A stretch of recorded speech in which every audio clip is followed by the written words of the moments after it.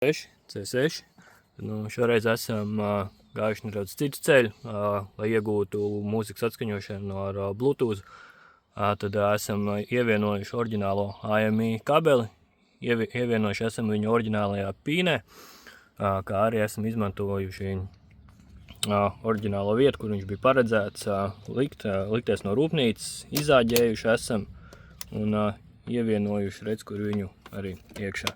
Tad nākamais solis ir salikt cimdu nodalījumu atpakaļ, izmainīt konfigurāciju multimēdijā.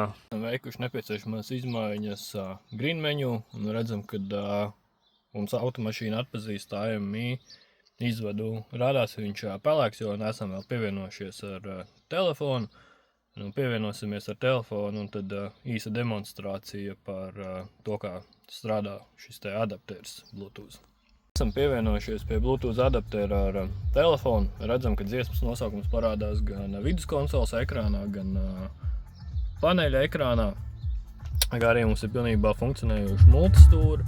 Varam regulēt skaļumu, varam arī dziesmas pārslēgt caur stūri.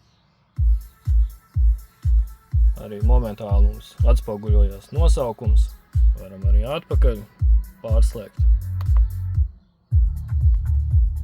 Šis viss šajā izpildījumā mums darbojās uz 3G sistēmu, uz 2G sistēmu gan ir nedaudz savādāka instalācija, jo tur ir savādāks AMI izvads, bišķiņ sarežģītāk, bet principā šo pašu funkciju varam arī iegūt uz vecākiem modeļiem, kā arī varam iegūt arī uz B8, Q5, Q7, uz visiem, kuriem ir 2G un 3G sistēmas.